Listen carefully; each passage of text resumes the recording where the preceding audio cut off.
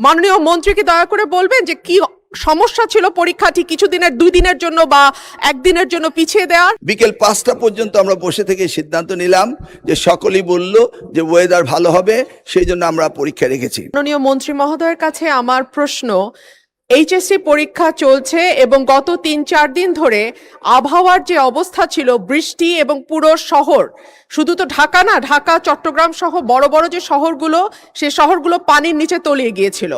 আমাদের শিক্ষার্থীরা অনুরোধ করেছিল পরীক্ষাটি একটু পেছানোর জন্য, কিন্তু এই সিদ্ধান্ত নেওয়া হয় নাই এবং যে কারণে আজকে আন্দোলন হচ্ছে, ঢাকায় আন্দোলন হচ্ছে। আমি মাননীয় মন্ত্রীর কাছে প্রশ্ন রাখছি, এইচএসসির মতো একটি অত্যন্ত গুরুত্বপূর্ণ পরীক্ষা যেটার উপর নির্ভর করে আগামীতে একটা ছেলে বা মেয়ের ভবিষ্যৎ কোন দিকে যাবে, সেরকম একটা পরীক্ষা এবং ফিজিক্সের মতো কি বলবো one of the most important subjects যেটা সায়েন্সের জন্য, মাননীয় মন্ত্রীকে দয়া করে বলবেন যে কি সমস্যা ছিল পরীক্ষাটি কিছুদিনের 2 দিনের জন্য বা একদিনের জন্য পিছিয়ে দেওয়ার। ধন্যবাদ মাননীয় স্পিকার। ধন্যবাদ মাননীয় সদস্য। মাননীয় শিক্ষামন্ত্রী। মাননীয় স্পিকার, আপনার মাধ্যমে মাননীয় সংসদ সদস্যকে অশেষ ধন্যবাদ।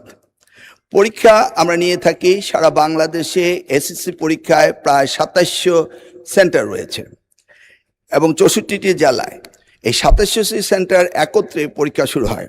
ইতিমধ্যে আপনারা শুনেছেন যে চট্টগ্রামে যখন এই ফ্লাড হলো, তখন আমরা একে একে প্রথম রাঙ্গামাটি, বান্দরবন, পরে আমরা খাগড়াছড়ি এবং এরপরে আমরা চট্টগ্রাম পুরা বোর্ডের পরীক্ষা আমরা বন্ধ করে দিয়েছি। আমরা লক্ষ্য করেছিলাম বৃষ্টি হচ্ছিল এবং আমরা মনিটরিং করছিলাম। সেই সাথে মনিটরিংয়ের সময় আমরা 64টি জেলার এসপি এবং 8টি বিভাগীয় কমিশনার এবং প্রত্যেকটি বোর্ডের চেয়ারম্যান, ইওনো সকলের সাথে আমরা কথা বলেছি এবং ওয়েদারম্যান আমরা ব্রডকাস্টিংয়ের জন্য তাদের সাথেও কথা বলেছি। তারা বলল যে বৃষ্টি হবে না, সেই কথাটি তারা বলেছে। লোডশেডিং কিংবা ঘরের বাইরের তীব্র গরমে ওয়ালটন রিচার্জেবল ফ্যান থাকলে থাকবে শুধু বাতাস আর বাতাস। বিকেল 5টা পর্যন্ত আমরা বসে থেকে সিদ্ধান্ত নিলাম যে সকলেই বলল যে ওয়েদার ভালো হবে, সেই জন্য আমরা পরীক্ষা রেখেছি।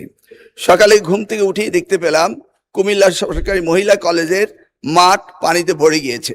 সাথে সাথে আমরা মেয়র সাহেবকে, ফায়ার ডিপার্টমেন্টকে, পুলিশকে, ডিসিকে বললাম যে এই পরীক্ষা কেন্দ্রে স্থানান্তরিত করার জন্য। তারা তখন সকলকে নৌকায় করে ওই স্কুলের 5তলা ভবন সেখানে নিয়ে পরীক্ষা তারা নিয়েছে। আমরা সেটা দেখেছি তাদের দুর্ভোগ।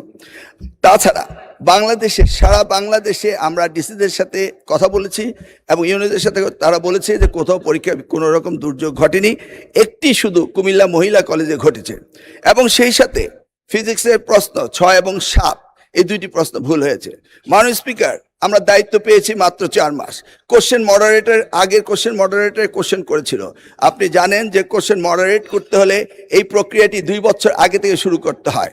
আমরা এসে কোনো কোশ্চেন তৈরি করতে পারিনি। বিগত গভর্নমেন্টের যে মডারেটর ছিল তারাই কোশ্চেন করেছে।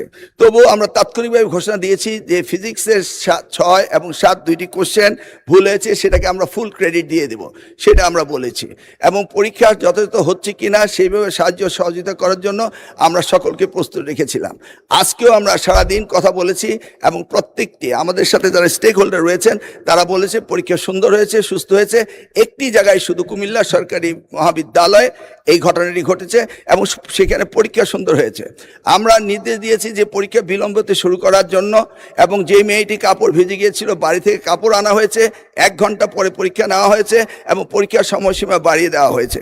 আমি মাননীয় স্পিকার আপনার মাধ্যমে জাতিকে জ্ঞাতার্থে করতে চাই যে পরীক্ষা পদ্ধতিতে আমাদের যে সিস্টেম রয়েছে সেখানে লোকাল যে গভর্নমেন্ট রয়েছেন, ডিসি হতে, ইউনো হতে, পুলিশ হতে, তারা তাৎক্ষণিকভাবে ব্যবস্থা নেবেন যে পরীক্ষা এখানে নেওয়া যাবে কি যাবে না। যদি তারা মনে করেন দুর্যোগ, তারা পরীক্ষা বন্ধও করতে পারেন। আমরা বারবার কথা বলেছেন না স্যার, আমরা ঠিক মতোই নিচ্ছি এবং আপনারা দেখতে পেয়েছেন যে বৃষ্টির পানি কোথায় কোথায় ছিল সেগুলো আমরা সকলেই লক্ষ্য করেছি। কোমলমতি সন্তানদের জন্য আমাদেরও মায়া রয়েছে মাননীয় স্পিকার, সেই জন্য আমরা সবসময় মনিটরিং করি।